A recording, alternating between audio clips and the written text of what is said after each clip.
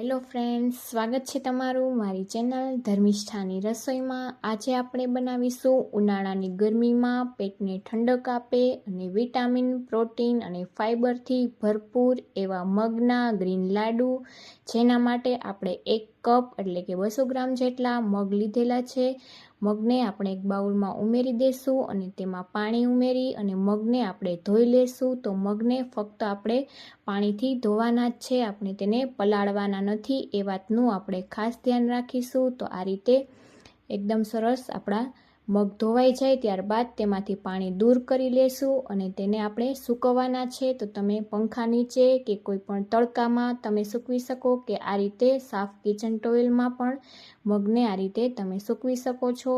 તો આ રીતે 2 થી 3 મિનિટ આ રીતે સાફ કરવાથી તે એકદમ સરસ સુકાઈ જશે। ત્યારબાદ આપણે તેને પેનમાં ઉમેરી દઈશું અને આપણે મગને ડ્રાય રોસ્ટ કરવાના છે। તો આ રીતે આપણે સ્લો ટુ મીડિયમ ગેસની ફ્લેમ પર ચલાવતા જઈ અને તેને આપણે ડ્રાય રોસ્ટ કરી લેશી। આ રીતે રોસ્ટ કરવાથી એકદમ સરસ દાણેદાર આપણા લાડુ બને છે અને ઘીનું પ્રમાણ પણ ઓછું જોઈએ છે। તો આ રીતે આપણે તેને 2 થી 3 મિનિટ તેનો કલર ચેન્જ થાય ત્યાં સુધી આપણે તેને ડ્રાય રોસ્ટ કરી લેશું। તો આપણે 2 થી 3 મિનિટ ડ્રાય રોસ્ટ કરી લીધેલા છે। તો તમે જોઈ શકો છો એકદમ સરસ કલર ચેન્જ થઈ ગયો છે। હવે આપણે તેને પ્લેટમાં લઈ લેશું અને તેને ઠરવા દેશું। તો મગ આપણા ઠરે ત્યાં સુધીમાં આપણે સાકર લીધેલી છે, તો આપણે 1/4 કપ જેટલી સાકર લીધેલી છે। તો તેમાં આપણે તેનો ભૂકો કરી લેશું। તો સાકર પણ તાસીર તેની પણ ઠંડી હોય છે, તો તેને પણ આપણે ઉમેરીશું લાડવામાં। હવે આપણા મગ પણ ઠરી ગયા છે, તો તેને પણ આપણે મિક્સર જારમાં ઉમેરી દઈશું અને તેની સાથે આપણે 3 એલચીને ઉમેરી દઈશું અને એકદમ સરસ આપણે દરદરો પીસીને તૈયાર કરી લેશું। તો તમે જોઈ શકો છો આ રીતે આપણે એકદમ ફાઇન પાવડર નથી કરવાનો, આ રીતે દરદરો જ પીસવાનો છે।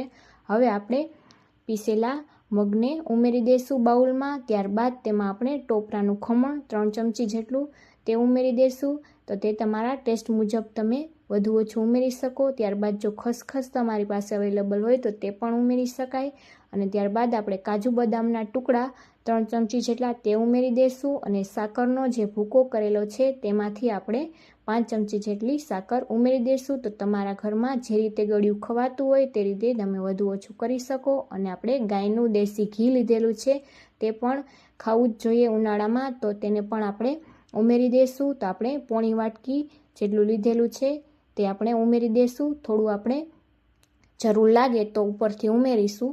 તો આ રીતે ગરમ ઘી આપણે લેવાનું છે જેથી કરીને એકદમ સરસ આપણા લાડુ વળી શકે। તો આ રીતે પહેલાં આપણે ગરમ હોવાથી ચમચીથી મિક્સ કરી લેશું અને ત્યારબાદ આપણે હાથથી મિક્સ કરી અને તેના લાડુ બનાવી લેશું।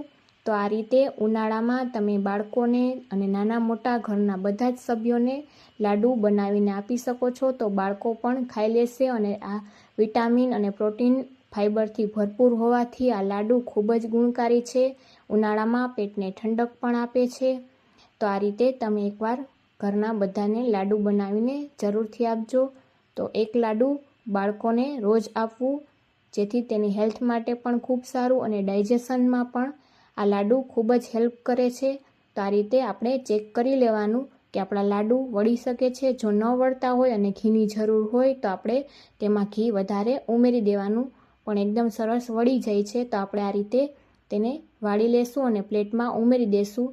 તો જો હજુ તમને જરૂર લાગે તો આ રીતે એકદમ સરસ પ્રેસ કરી અને આપણે ઉમેરતું જવાનું અને ઘીની જરૂર હોય તો ઘી ઉમેરી દેવાનું, પણ આપણે ઘીની જરૂર નથી, પરફેક્ટ જ આપણા લાડુ વળી જાય છે। તો આ રીતે આપણે બધા જ લાડુને વાળીને લઈ લીધેલા છે। તમને રેસીપી કેવી લાગી તે કોમેન્ટમાં જરૂરથી જણાવજો। વિડીયો ગમ્યો હોય તો લાઈક કરજો, શેર કરજો, ચેનલમાં નવા હોય તો સબસ્ક્રાઈબ કરવાનું ભૂલતા નહીં। Thank you for watching.